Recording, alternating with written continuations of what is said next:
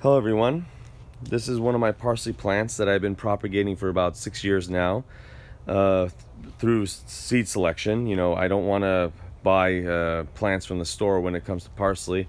I like to grow my own because they produce 4-foot tall parsley plants that are completely edible and will have leaves almost the size of my hand.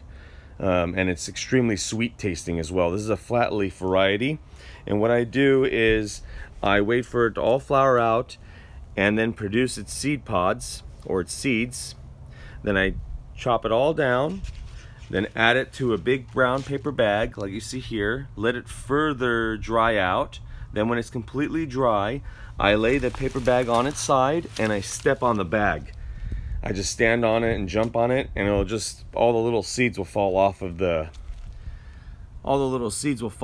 I just collect them, replant, and I got another year of great parsley. See you later.